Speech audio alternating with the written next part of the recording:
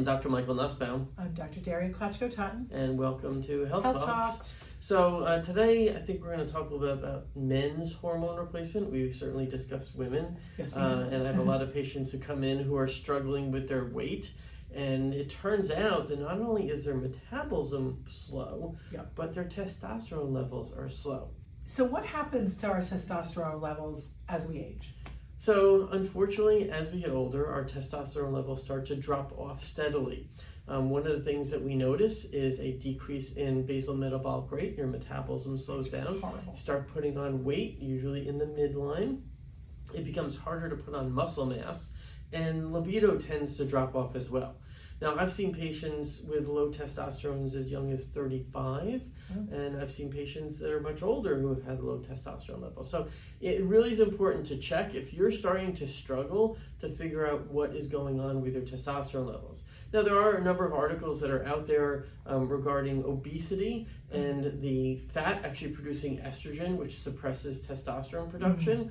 And there is some validity to that. But really, as we get older, we start to drop off on testosterone levels. But what kind of, how does someone know that their testosterone levels are, reducing? Do you check everyone, or is it certain people that are coming in with a complaint? I think it's similar to female hormone replacement. Yeah. So if you're having issues of weight gain, low energy, low libido, difficulty with weight gain in general that just keeps packing on, and difficulty with putting muscle on, more than likely your testosterone levels are low, and you need to see a medical specialist who does specialize in male hormone replacement.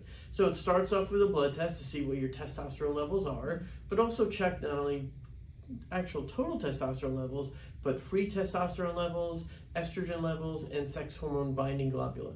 Those are the important tests to take to actually figure out what's going on. Now, And you're testing the males for estrogen? I do. Okay. And that's really important also. So a lot of patients will come and say, well, I spoke to my primary doctor and I'm in normal range, and they said not to do anything. And that's true. You could be in low normal range and have all these symptoms. You don't have to be below normal range. So typically a male coming in with symptoms of low libido, low energy level, putting on weight, these patients are typically low normal. Not everybody is below the normal level. So what does that mean? Well, it depends on which scale is done on the lab, but I would say pretty much anything under 400, and typically 300, 200, those are the people who are really suffering.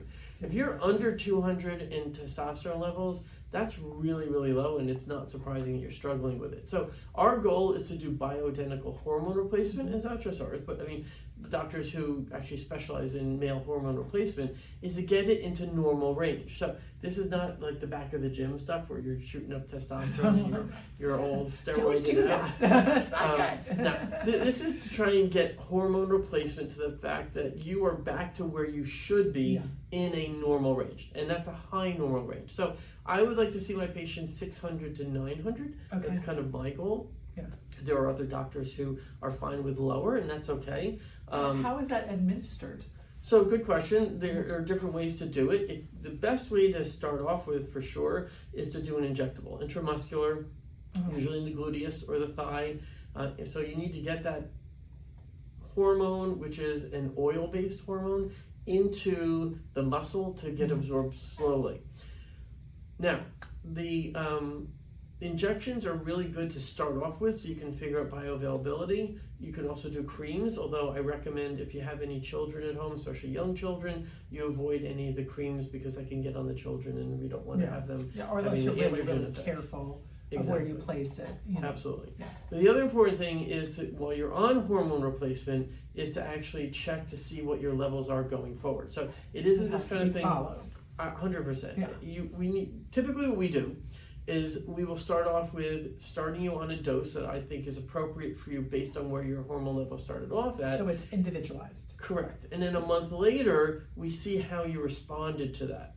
So I then adjust it, and most doctors will do this, adjust it each month until we get into kind of the Goldilocks zone where we know exactly how much you're taking, how you're going to respond to it, and then we can jump to every 3 months and to every 6 months on checking the blood work to see where you are. Now, another common question I get is, well, do I have to stay on hormone replacement forever? Yeah, that's always a question. Yeah, and the answer is no. Some people actually start to get into a good place. Their hormone levels start coming up naturally, and we're able to taper you off of it. So you do not necessarily have to stay on it forever. There are some people who will have to stay on it forever. Their body's not producing testosterone, and to replace it, it's kind of like your thyroid. If your thyroid wasn't working and it shut down, you have to replace it with thyroid replacement hormone. This could be the same situation. Tell me what your experiences are like when you've given the adequate amount of dose of testosterone to these guys.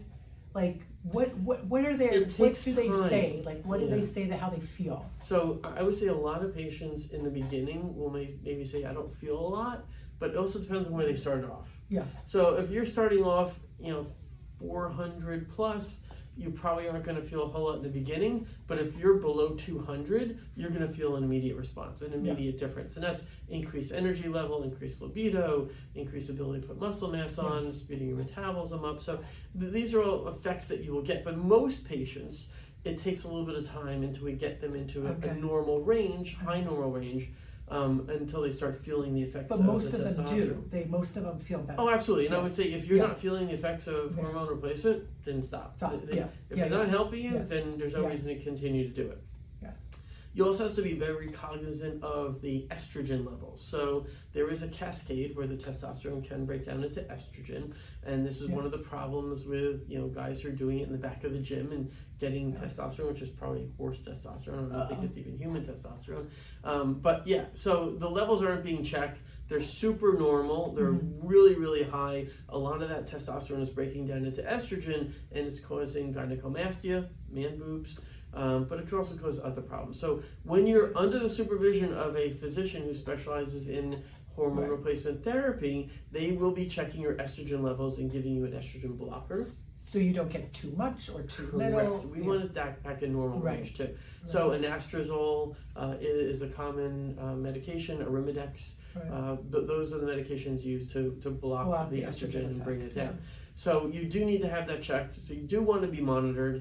If you are getting testosterone from somebody and they're not monitoring your blood work, then that's a red flag, and you don't want to be doing that. So who can't get estrogen? I mean, testosterone. Oh my God, with my estrogen brain. Who's not a candidate for testosterone in the male population? Yeah, so the biggest contraindication really is a history of testicular cancer. You want to avoid that. And then men get breast cancer too. So if you have a history of male breast cancer, we would not want you to get that either. So once again, it is individualized. You have to sit down with your physician. There are risks and benefits to everything. So that's a conversation you need to have with your physician about whether hormone replacement is right for you. And one other question, what are some of the side effects besides, we talked about the gynecomastia, what are the other side effects for testosterone supplementation? Well, if the hormone levels go too high, that's where you start hearing about testosterone rage, hormone rage, and high blood pressure. So, and high hematocrit, which kind of go in together. So if your testosterone levels stay too high, you could actually start getting high blood pressure, which is a result of your blood kind of becoming too thick. You're having too many red blood cells there. It's stimulating your bone marrow to produce more red blood cells. In that case, and this can happen normally even if you're in normal range, that you actually notice your hematocrit coming up and your hemoglobin coming up, then you'd want to donate blood. And donating blood will actually help bring that down, but you want to be careful because if it goes too high, you're going to start getting high blood pressure, and that can lead to strokes. So we don't want that happening either. So once again, you do need to be monitored. Has to be monitored. It's like, And I would recommend anybody who's taking testosterone to be checking their blood pressure at home. Great, you're going to be seeing the doctor regularly, but you should check it at home too. Excellent. Any takeaways? If you're struggling, there is a solution for you. So don't just be like, I'm entering my 50s now, or I'm in my 50s and I have no energy and I have no libido and I'm going to the gym and I can't put muscle on.